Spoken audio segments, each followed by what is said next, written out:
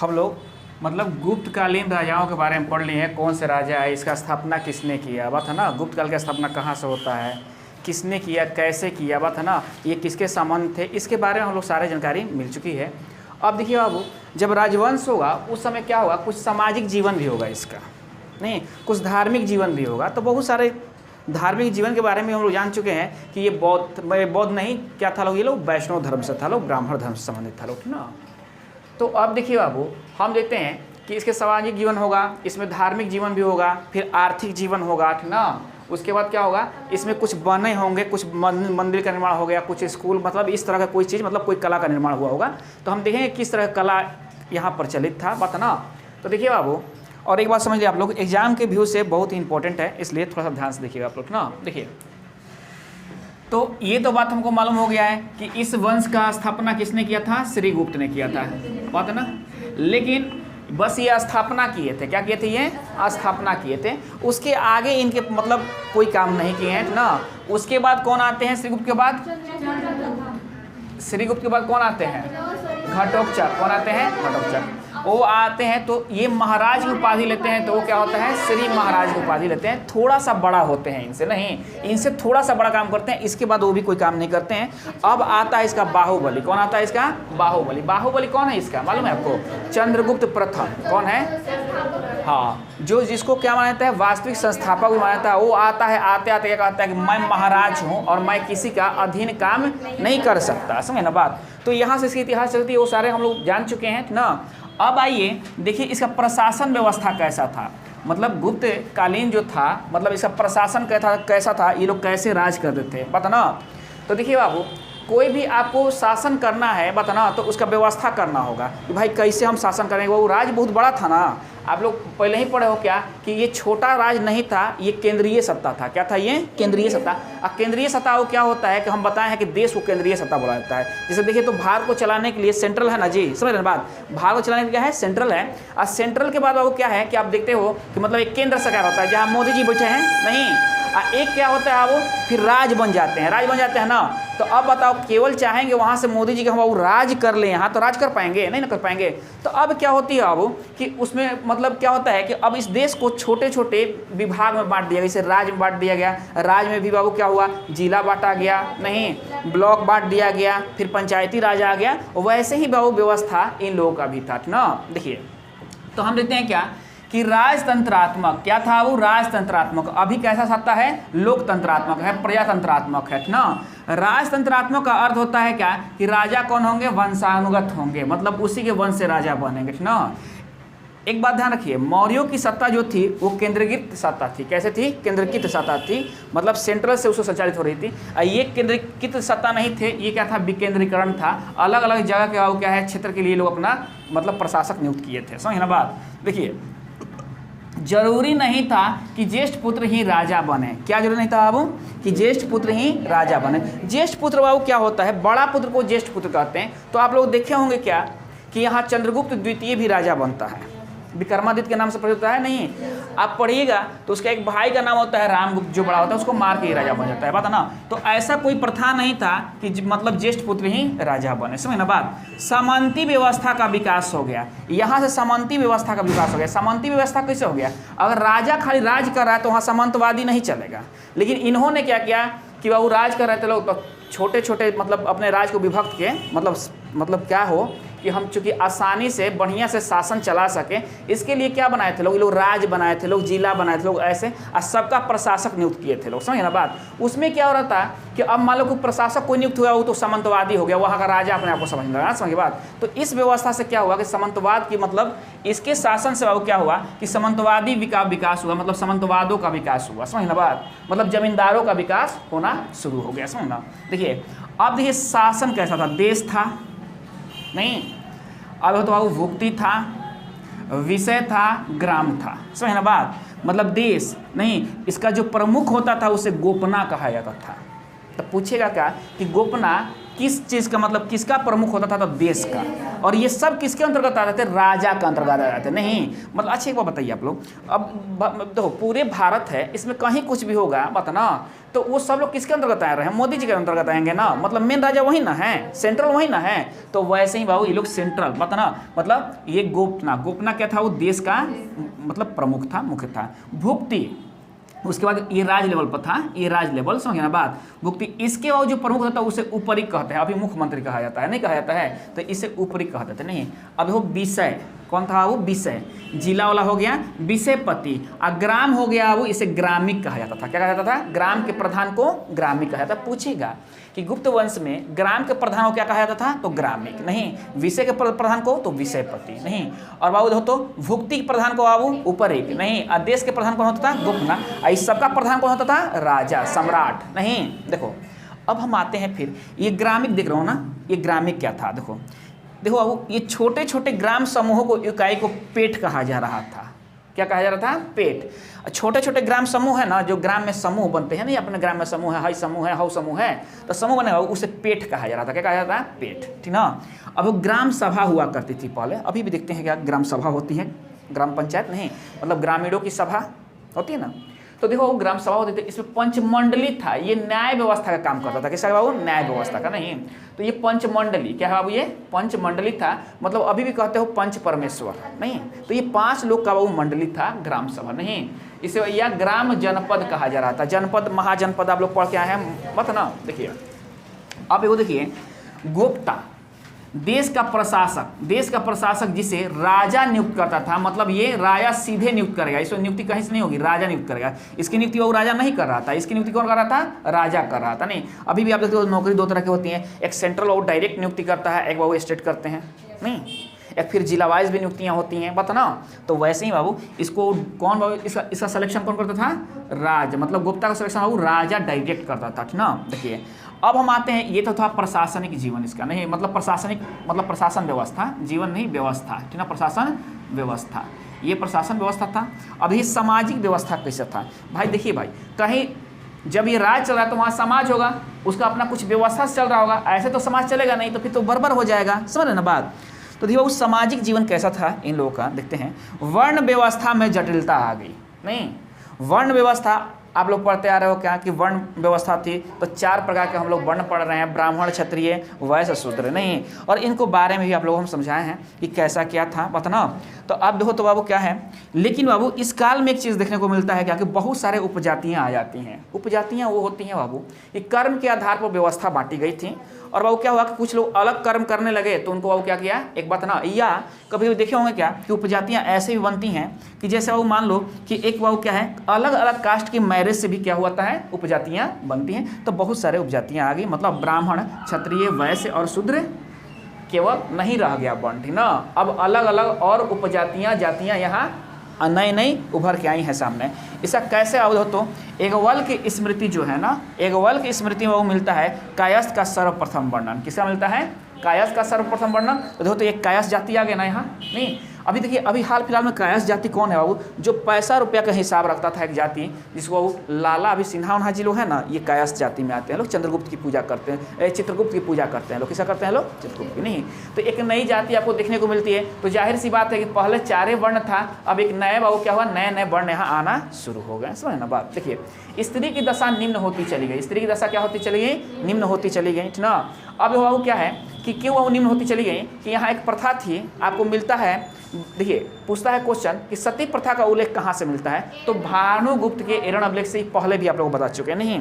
इसमें क्या है, उसमें कोई बाबू भोज नाम का कोई बाबू था आदमी व्यक्ति, वो मर जाता है, तो यही वर्णन है उसमें। तो उसका स्त्री भी उसके साथ क्या होती है? सती हो जाती है नहीं। तो यहाँ से स्त्री की दशा क्या हुई बाबू? निम्न। लेकिन एक बात देखिए, यहाँ शूद्रों की स्थिति, जो शूद्र को कहा गया था, देखिए इसी शूद्र के बारे में किसने बोले हैं? मतलब श्रेष्ठ ब्राह्मण कौन बाबू? चाणक्य, बात है ना। इसको आर्य बोले हैं, इनकी स्थिति वो कभी गलत नहीं बताए हैं, बात है ना। क्या हुआ है कि कुछ प्रकरणाओं की तहत बात है ना हम लोग के सामने परोस दिया जाता है, कभी बाबू कोई इसको बाबू नीच नहीं माना है, समझ ना बात, समझ ना बात। इसको क्या किया ना कि आपको लड़ाने के लिए, हमको लड़ाने के लिए, मतलब धार्मिक विडंबना के लिए। भाई जब लड़ोगे नहीं तो नेता कैसे बनेगा? कोई बनेगा नेता? अभी तो नेता काम क्या होता है? बाबू जब लड़ाई होती है तो आपके घर के लोग मारे जाते हैं, नेता के घर के मारे जाते हैं क्या? नेता के घर के मारे जाते हैं, देखते हैं कभी आप लोग? नहीं ना। तो बाबू इसलिए तो आप लोग जानते हो क्या कि आर्य शब्द का प्रयोग शूद्रों के लिए सर्वप्रथम किसने किया था? चाणक्य ने किया था। नहीं, ये हम लोग पढ़े हैं ना। देखिए अब हम आते हैं वो क्या कि इसमें शूद्रों की स्थिति बाबू क्या हो गई? बढ़िया हो गई। क्या हो गई कि इन लोगों को वेद पढ़ने का अधिकार प्राप्त हो गया ना। तो पूछेगा क्या कि शूद्रों को वेद पढ़ने का अधिकार बात ना मतलब धर्म अनुष्ठान में भाग लेने का अधिकार कब मिला था? तो गुप्त काल में मिला था। कब मिला था बाबू? गुप्त काल में मिला था, ठीक ना। देखिए अब देखिए बाबू बहुविवाह प्रथा प्रचलित थी। तो देखो तो बाबू बहुविवाह प्रथा प्रचलन नहीं तो स्त्री, देखिए बाबू जब स्त्रियों की दशा निम्न हो गई तो ये बहुविवाह प्रचलन हो, स्त्रियों की दशा के निम्न कहीं परिचायक है। मतलब लोग बाबू 2 गो 3 गो विवाह कर सकते थे इस समय, ना। देखिए सती प्रथा का प्रचलन हम अभी तो बाबू बताएं ना आप लोग को।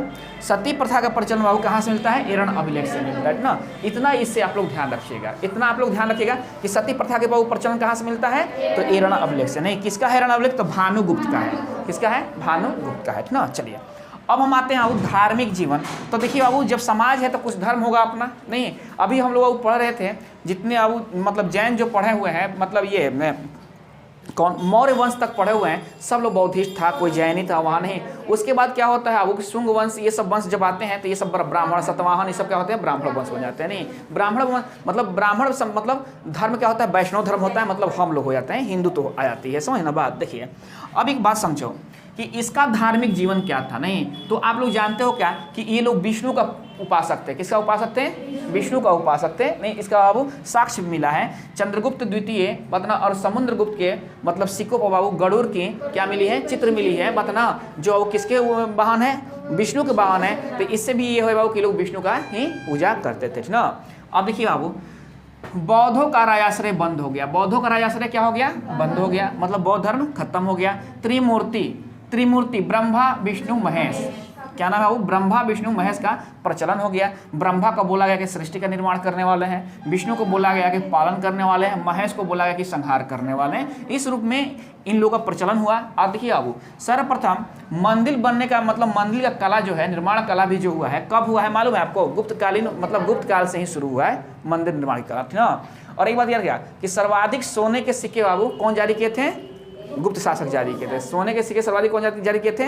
गुप्त शासक जारी किए थे ना। देखिए सबसे ज़्यादा अब ये चंद्रगुप्त द्वितीय के सिक्कों पर बाबू, और यहाँ एक लिख लेना सब, समुद्रगुप्त पर भी मिला है। कहाँ मिला है? समुद्रगुप्त पर के सिक्कों पर बाबू गरुड़ का चित्र मिला है, गरुड़ का चित्र। और ये जो गरुड़ था वो विष्णु का वाहन था। किसका वाहन था? विष्णु का वाहन था। नहीं, और इससे भी ये साबित होता है कि ये लोग बाबू क्या थे? वैष्णव धर्म के थे। किस धर्म के थे? वैष्णव धर्म के थे ना। अब वो 10 अवतार मंदिर, इसमें क्या है? 10 अवतार, विष्णु का 10 गो अवतार है ना। नहीं तो ध्यान रखना 10 अवतार मंदिर बाबू बात ना, ये विष्णु का मंदिर था, देवगढ़ में है। कहाँ है ये? देवगढ़ में है। और इस 10 अवतारों में से इस समय सबसे महत्वपूर्ण अवतार कौन था? बराह अवतार था। कौन अवतार था? बराह, ठीक ना। बराह अवतार लिखना सब। सबसे 10 अवतारों में से सबसे महत्वपूर्ण अवतार कौन था? वो बराह अवतार था। बराह अवतार। नहीं, आप लोग देखे हो ना कि बराह अवतार विष्णु भगवान कब लिए हैं, ठीक ना? जब हिरण्याक्ष क्या होता है कि धरती को डुबो देता है। क्या करता है? धरती को डुबो देता है, धरती को पाताल में के चला जाता है। और यहाँ के प्राणी क्या होते हैं? वो त्राहिमाम करने लगते हैं। नहीं, तब क्या होता है कि विष्णु ने एक बराह मीन्स सुअर होता है। बराह मीन्स क्या होता है? शुक्र, सुअर। नहीं, उसका अवतार लेकर पाऊ। ऐसा अवतार क्यों लिए? और कोई अवतार लेते तो वो पृथ्वी को लाना होता। शुक्र के दांत, ये जो देख रहे हो एक वन सुअर होता है जिसका वो भयंकर दांत होते हैं, ऐसे आगे पड़े। नहीं तो वो ऐसे दांत होते हैं, उस पर आप कुछ रख सकते हो ना। इसीलिए ये अवतार लिया वो, और अवतार लेकर क्या हुआ कि धरती को बचाए थे। इसीलिए 10 अवतार में बाबू 10 अवतारों में सबसे प्रचलित अवतार गुप्त काल में कौन था? बराह अवतार था। ध्यान रहेगा ना आप लोग को, कौन सा अवतार था? बराह अवतार था। हरिहर के रूप में विष्णु के साथ शंकर को दर्शाया गया था। हरिहर, नहीं हरिहर नक्षत्र लोग जाते हैं ना, मेला होता है ना, इसमें विष्णु के साथ साथ वो किसका? शंकर को भी, मतलब ये लोग सेव उपासक भी थे। इससे साबित होता है कि ये लोग सेव उपासक भी थे, मतलब शंकर का भी उपासक थे। नहीं देखिए आर्थिक जीवन क्या कुछ बाबू, तो अब बाबू ये समाज चल रहा है बात ना, तो यहाँ कुछ आर्थिक जीवन भी होंगे। नहीं, अब देखो आर्थिक जीवन क्या था? वो कृषि पर आधारित था। कैसे था? कृषि पर आधारित। कर का वो क्या था? 1/4 से 1/6 तक कर था। ये कर का भाग था ना। कुछ पर 1/4 लग रहा था, कुछ पर 1/6 लग रहा था, समझ ना। व्यापार के लिए श्रेणी व्यवस्था, इसका बताना श्रेणी का व्यवस्था किया गया था व्यापार के लिए श्रेणी। और ये श्रेणी कौन होते थे? वैसे व्यापारी जो दूर दूर जाकर व्यापार करते थे उसे क्या कहा जाता था? श्रेणी। और इसका प्रमुख जो होता था उसे ज्येष्ठक कहा जाता था। क्या कहा जाता था? वो ज्येष्ठक। जो देखते हो अभी भी व्यापारी कई तरह के होते हैं। कुछ व्यापारी होते हैं कि देखो ये भी व्यापारी हैं लोग, है ना। कुछ व्यापारी होते हैं नहीं आरा से वो लेकर आएंगे, नहीं। कुछ व्यापारी होते हैं वो क्या कि मतलब उससे भी आगे जाएंगे, नहीं। तो जो वो मतलब दूर दूर तक व्यापार करता था उसे श्रेणी कहा जा रहा था। क्या कहा जा रहा था? श्रेणी। और इसका वो प्रमुख कौन होता था? ज्येष्ठक होता था, नहीं। अब देखिए सबसे ज़्यादा जो तो बाबू, अब हम देखते हैं वो क्या कि भूमि दान, ब्राह्मणों को दान देने की प्रथा कब से चली आ रही है? सतवाहनों से चली आ रही है यार, ये ना। सतवाहन क्या कहते हैं कि ब्राह्मण लोग को बहुत ज़्यादा दान कर रहे थे। तो यहाँ भी बाबू क्या है हो तो भूमि दान की व्यवस्था इसमें थी। ये लोग भी बाबू छूट कर क्या हुए हैं कि ब्राह्मणों को भूमि दान किए हैं। सबसे ज़्यादा भूमि ये लोग दान किए हैं, सबसे ज़्यादा। तो जब बाबू भूमि दान हो जाएगा, जब आपको देखिए बाबू आप में सामंतवादी विचार कैसे आएगा? जब आपके पास धन हो जाएगा, चाहे कोई भी हो, नहीं। आप अपने गांव में भी देखिएगा, आप ही के बीच में जिसके पास पैसा होता है वो आपसे बोलना भी पसंद नहीं करता, नहीं होता है। आदमी कहता है कि घमंड कैले है, नहीं कहता है, देखिएगा ना, कहता आदमी क्या कैले हैं? घमंड कैले हैं। बस समझे ना आप लोग। तो देखो बाबू क्या होता था कि जब बाबू आपके पास संपत्ति आ जाएगी, बात है ना। और देखिए ये क्या था? भूमि दान। इसमें भी था कि कर मुक्त भूमि, नहीं। और कर मुक्त भूमि था उसे चतुर्वेदी मंगलम कहा जा रहा था। क्या कहा जा रहा था?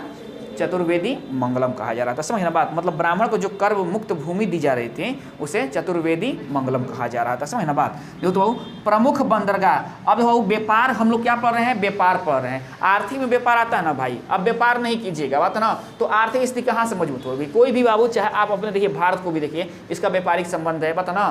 तो वही चीज़ है बाबू। तो व्यापार कहाँ से करते थे ये लोग? तो देखिए बाबू, व्यापार करेंगे तो पहले हवाई जहाज तो था नहीं। दूसरे देश से व्यापार करना है बाबू तो एक ही मार्ग था, जल मार्ग, नहीं।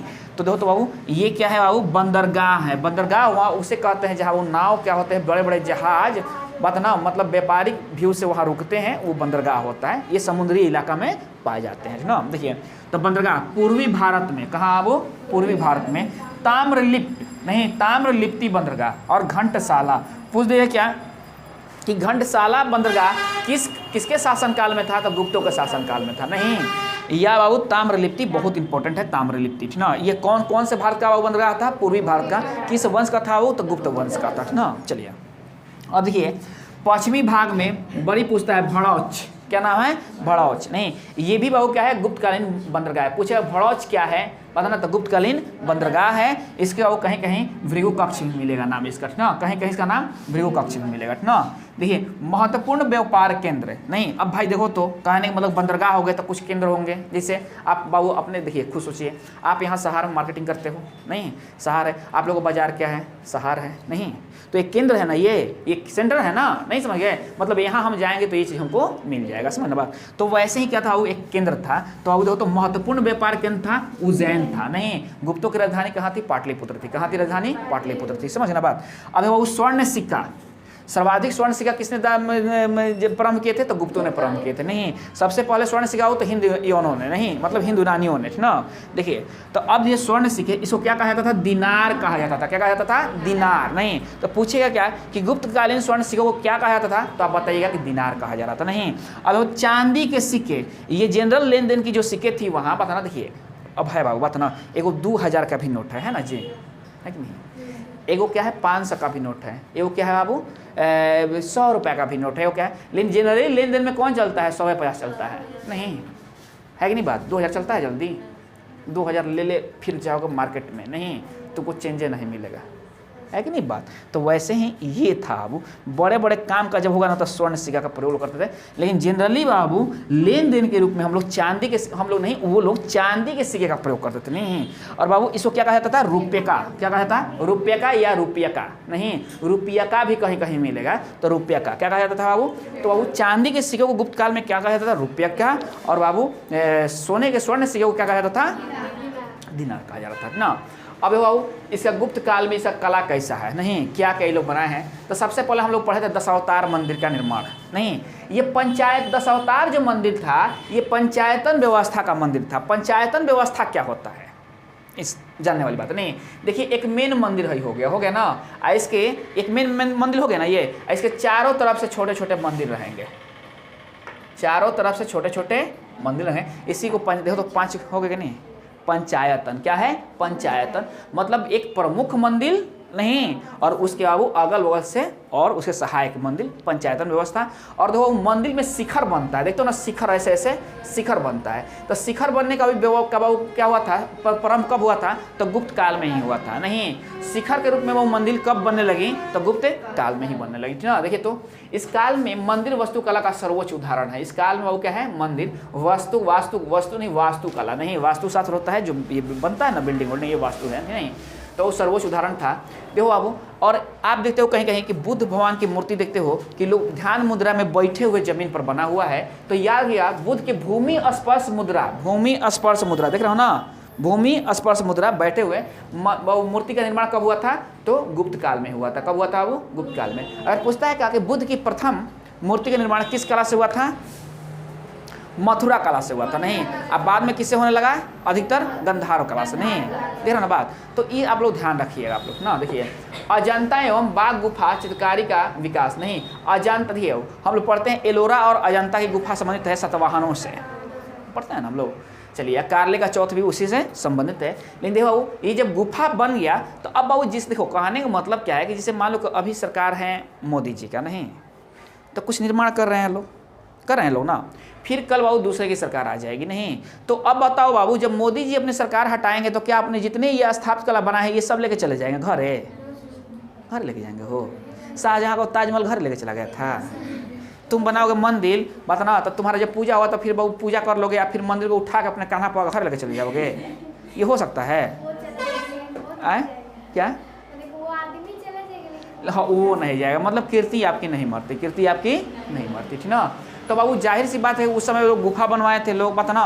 तो बहुत लोग बाबू फिर बहुत दिख रहे हैं आप लोग, क्या है कि बहुत सारे राज है, गुप्त मौर्य साम्राज्य भी आया तो वो भी बहुत खत्म हो गया, पता ना। मतलब धीरे धीरे वो सब साम्राज्य खत्म हो रहे हैं, फिर नवीन साम्राज्य आ रहे हैं। तो नवीन साम्राज्य ना आ रहे हैं और वो जो स्थापित कला बना के चले गए तो वो तो उसे सहले है ना। अगर नहीं रहता तो तुम कैसे पढ़े? तुम थे क्या जब चंद्रगुप्त यहाँ राजा थे आप? नहीं ना। तो मतलब उनके साक्ष्य के आधार पर उनके इतिहास पढ़ते हो। नहीं, कुछ साहित्यिक साक्ष्य मिलते हैं, कुछ तुमको बाबू क्या है गुहा साक्ष्य मिलते हैं, पता ना। कुछ बाबू क्या है स्तूप साक्ष्य मिलते हैं। इस तरह के बाबू क्या है कुछ पांडुलिपियाँ मिलती हैं वहाँ के, उसी आधार पर हम बाबू वहाँ के इतिहास को जानते हैं, ठीक ना। देखिए, तो अब क्या हुआ था अब कि देखो तो अजंता की गुफा है, कहाँ है? औरंगाबाद, महाराष्ट्र में। कहाँ है? महाराष्ट्र में। देख लो ना बात, ये महाराष्ट्र में है। और बाबू देखो तो बाघ गुफा, ये कहाँ है? मध्य प्रदेश के धार जिले में। मध्य प्रदेश के बाबू धार जिले में है ये ना। देखिए, अब ये जो अजंता गुफा था इसमें टोटल 29 गुफाएं था। और कितने थे? 29 गो। नहीं, अब देखो इसमें से 16 और 17 जो गुफा है, 16 और 17 ये किससे संबंधित है? तो गुप्तों से संबंधित है। किससे संबंधित है? गुप्तों से। देखिए बाबू पूछता है क्या कि मरणासन राजकुमारी का बहुत ही उत्कृष्ट चित्र है। नहीं, उसमें जाओगे तो है एक बाबू क्या है राजकुमारी मरी हुई है, मरणासन मतलब मरी हुई राजकुमारी, मरणासन। नहीं, तो बाबू क्या है उनका बहुत बढ़िया एक बाबू क्या है चित्र बना हुआ है। तो इस किस गुफा में बना हुआ है? तो 16 गुफा में बना हुआ है। समझ ना बात। तो 16 गुफा किस, तो पूछेगा वो क्या कि मतलब अजंता की 16वें गुफा में मरणासन राजकुमारी का चित्र बनी हुई है। वो राजकुमारी किस वंश से संबंधित थी? तो गुप्त वंश से संबंधित थी, ठीक ना। समझ ना बात। 17 में वो क्या है इसे चित्रशाला बोला गया है। इसे क्या बोला गया है? चित्रशाला।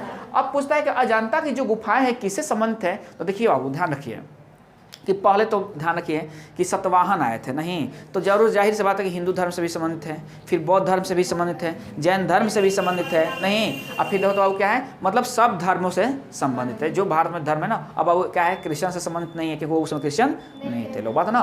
तो उस समय जो धर्म था वो सब धर्मों से वो संबंधित है। अब बाबू चित्रशाला था, इसमें भी बाबू क्या है चित्रशाला, चित्र बहुत सारे बनाए हुए हैं। चित्रशाला किसे कहा जाएगा? जैसे बाबू देखो शाला मीन्स घर होता है। क्या होता है? घर होता है जहाँ चित्र हो बहुत सारे। नहीं, तो देखो 17 कौन सा है वो? चित्रशाला है। और 16 कौन है? वो मरणासन राजकुमारी का चित्र है इसमें, ठीक ना।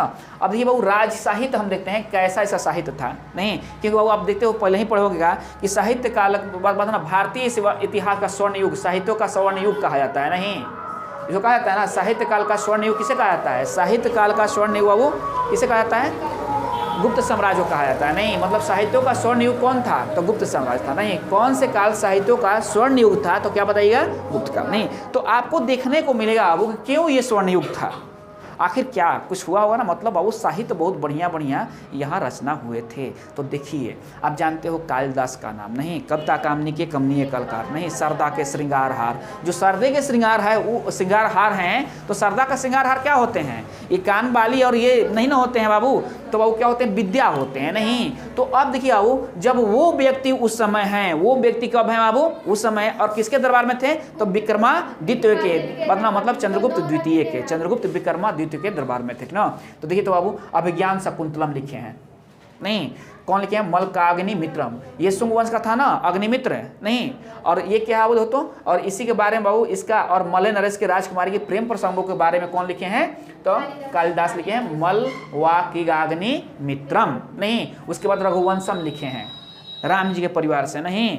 अब उसके बाद क्या है बाबू, फिर लिखे अभिज्ञान शकुंतलम हो गया, कुमार संभवम लिखे हैं ना, कार्तिकेय के जन्म के बारे में कुमार संभव, इन्हीं का ऋतु संहारण लिखे हैं कि भाई इतना बढ़िया ऋतुएं कहीं नहीं है, भारत इतना बढ़िया ऋतु कहीं नहीं है ना। तो देखो यार ना सब, अभिज्ञान शकुंतलम, मल्लकाग्निमित्रम, रघुवंशम नहीं, कुमार संभवम ना, और क्या ऋतु संहारम, ये सब किसका लिखा हुआ है, तो कालिदास का लिखा हुआ है नहीं, समझना बात। तो कालिदास के बारे में तो कालिदास प्रकांड विद्वान थे, क्या थे बाबू, महाकवि थे। कैसे कवि थे ये, महाकवि थे, समझ ना बात। तो देखो तो बाबू, तो जाहिर सी बात है कि जब ऐसे ऐसे बात ना ग्रंथों की रचना जब इस काल में हुई है बात ना बाबू, तो जाहिर सी बात है कि साहित्य का स्वर्ण काल रहा होगा, जाहिर सी बात है। अभिज्ञान शकुंतलम एक ऐसी बाबू ये नाटक है, ऐसी नाटक है, सर्वप्रथम याद रखिएगा कि भागवत गीता के बाद अगर किसी का इंग्लिश में वो अनुवाद हुआ था, पढ़े हम लोग पढ़ेंगे कब, तो वो मॉडर्न भारत जब पढ़ेंगे, मॉडर्न इंडिया पढ़ेंगे, हम आधुनिक भारत पढ़ेंगे, उसमें पढ़ेंगे तो ध्यान रखिएगा कि भागवत गीता के बाद दूसरा कौन सा ग्रंथ था जिसका वो अंग्रेजी में अनुवाद हुआ, तो अभिज्ञान शकुंतलम था, जिसे सर विलियम जोन्स ने किया था, और गीता का वो विकलिस ने किया था। कौन किया था, विकलिस ऐसी नाम है उसका, वो किया था ना। तो पूछता है क्वेश्चन कि सर्वप्रथम बाबू कौन सा भारतीय ग्रंथ का अंग्रेजी में अनुवाद हुआ था, तो भागवत गीता का, और उसके बाद बाबू कौन, तो अभिज्ञान शकुंतलम का, समझे ना बात। चलिए पंचतंत्र, बहुत सारे कहानी आप सुनते हो, बहुत सारे बाबू मोरल कहानी सुनते हो नहीं, तो वो किसमें है बाबू, पंचतंत्र में है। और किसने लिखा था पंचतंत्र को, विष्णु शर्मा ने लिखा था नहीं। अमर कोश बाबू इसे अमर सिंह ने लिखे थे नहीं। देखो कामसूत्रा इसे वत्सायन ने लिखा था। मृक्ष कटिकम इसे शूद्रक ने लिखा था नहीं, घोड़ मतलब मृक्ष कटिकम नहीं, ये बाबू मिट्टी का खिलौना है, मिट्टी का खिलौना है ना, तो बाबू ये शूद्रक लिखे थे बात ना। अब ये यार मृक्ष कटिकम बार बार पूछता है, किसने लिखा था, शूद्रक ने लिखा था नहीं। आर्यभट्ट का तो नाम आप लोग सुनते ही होंगे, जिन्होंने शून्य का शून्यवाद दिया, दशमलव दिया बात ना, पाई का मान दिया, पढ़े ना, पृथ्वी सूर्य सिद्धांत दिया। इन्होंने सर्वप्रथम पहले बोल दिया था बाबू कि सूर्य हिलता नहीं है, पृथ्वी घूमती है नहीं। लेकिन बताओ तो बाबू इनके बारे में लोग लिखे नहीं। इतिहासकारों ने क्या कर दिया बाबू कि लिखने में बाबू श्रेय सब लोग को उधर मतलब मिल गया, किसको बाबू, गैलीलियो को मिल गया, उन लोग को मिल गया, लेकिन उन लोग से पहले की चीज़ है ये लोग, है ना। देखो तो बाबू अब बरामहीर बोले थे चंद्रमा और पृथ्वी के बारे में बोले थे बाबू, पता ना कि चंद्रमा क्या है, वो मतलब ये उपग्रह है, मतलब ये घूमता है, चंद्रमा क्या करता है, वो परिक्रमा करता है ना, ये बोले थे। अब वो ब्रह्मगुप्त नहीं, इन्हें भारत का न्यूटन भी कहा जाता है, भारत का। अब बताओ भारत का न्यूटन को कहा जाता है, न्यूटन को ये नहीं कहा गया भारत का ब्रह्मगुप्त नहीं। लेकिन देखो तो बाबू इन्होंने जन्म दिया बात ना, और इनको कहा जाता है भारत का न्यूटन। मतलब इतिहासकारों ने क्या किया कि तोड़ मरोड़ दिया नहीं, इतिहासकारों ने क्या किया, वो गलत इतिहास यही लिखा है लोग। ये बात सही है, मानो या ना मानो, इतिहास तो कुछ ना कुछ बाबू गलत लिखी ही ना गई है। तो खुद देखो तो बाबू ब्रह्मगुप्त, देखो तो अब जिसे लिखा गया कि वास्को डी गामा ने खोज किया भारत की, मतलब भारत बहुत लुकाई हुई पिंजड़ा में था, वास्को डी गामा आया खोज के निकाल दिए भारत की, है कि नहीं बात, कुछ सोचो। तो वैसे ही देखो तो ब्रह्मगुप्त नहीं, ये ब्रह्म सिद्धांत, इन्होंने सर्वप्रथम कहा था कि एक नियम के तहत पृथ्वी किसी भी वस्तु को अपनी तरफ खींचती है। न्यूटन साहब आए, बोल दिएगा कि ये गुरुत्वाकर्षण का ग्रेविटेशनल फोर्स है, क्या है, बात ना। उनको बहुत विद्वान मान लिया गया, बहुत विद्वान थे न्यूटन साहब नहीं। और हमारे भारतीय इतिहासकारों ने लिख दिया क्या, भारत का न्यूटन, भारत का न्यूटन। जैसे लग रहा है कि न्यूटन साहब ने पहले खोज किया था, श्रेय उनको नहीं, श्रेय तो इनको मिलना चाहिए था, ब्रह्मगुप्त महाराज को मिलना चाहिए था नहीं, कि भाई इन्होंने ये खोज किया था, ना कि न्यूटन ने खोज किया था, है ना बात। शल्य चिकित्सा का जनक कौन है, सुश्रु हैं बात ना। लेकिन सुश्रु को अब कोई स्थान नहीं जाता है, एक इतिहास में आप पढ़िएगा तो बस एक इतिहास में मिल जाता है नाम, एक जीके बन गया है आपके लिए नहीं। जैसे ये आपके लिए क्या हो गए हैं, जीके बन गए हैं, नहीं बन गए हैं जीके। ऐसे कौन जानता है, सबसे पूछो गुरुत्वाकर्षण का नियम किसने दिया, न्यूटन ने। नहीं, गुरुत्वाकर्षण का नियम किसने दिया? न्यूटन ने। आपके इतिहास, आपके एनसीईआरटी बुक में भी बाबू क्या है, इसको बताया नहीं गया है। जहाँ न्यूटन के बारे में बताया गया है फिजिक्स में, वहाँ इनको नहीं बताया गया है। इनको बताया कहाँ गया है? इतिहास में। नहीं, वो कहाँ? वो प्राचीन भारत में। कहाँ? प्राचीन भारत में। थोड़ा सा बता के बाबू, इतने बड़े आदमी को थोड़ा सा बता के आप लोग से क्या कर दिया गया, कि मतलब आपकी ध्यान उधर जाए ही नहीं कि हमारे भारत में भी ऐसा बात हुआ था। नहीं, जितने आप देखो तो आप अपने जब फीस पढ़ते हो, मतलब जितने आप विदेशी साइंटिस्ट का नाम बढ़िया से लेते हो, याद रखते हो, क्या भारतीय का याद रखते हो? अरे वो तो कहोगे कोनो शून्य का वो नहीं आविष्कार किया, नहीं तो वो आर्यभट्ट भी विलुप्त हो जाते हैं। इनको भी कोनो कहा जाता है कि भारत का है, तो भारत का फल। जैसे समुद्रगुप्त कहा गया भारत का नेपोलियन। जैसे लग रहा है कि समुद्रगुप्त क्या है बाबू, नेपोलियन क्या है, पहले आए हुए हैं। उनको ये नहीं कहा गया भारत का समुद्रगुप्त। नेपोलियन को बाबू देता कि नेपोलियन को कहा जाता है भारत का समुद्रगुप्त। नहीं, उनसे ज़्यादा ना बलशाली थे समुद्रगुप्त। वो बंदूक से लड़ाई करते थे, ये तलवार से लड़ते थे अपने बाबू, बाहुबल के दम पर बाबू। पूरे मतलब देश में ही नहीं, श्रीलंका और लंका चारों तरफ लोग बाबू विजय प्राप्त किए थे लोग। समझ ना बात? विदेशों में भी अपना वो क्या किए थे, इतिहास मिलता है, इसीलिए इसका नाम है समुद्रगुप्त।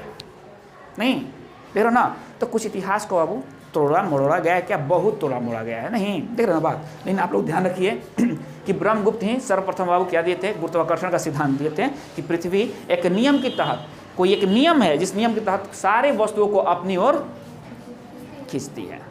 नहीं, अब नियम क्या है, अब उसको या अगर कुछ नाम दे दिए, वो कुछ नाम दे देते हैं।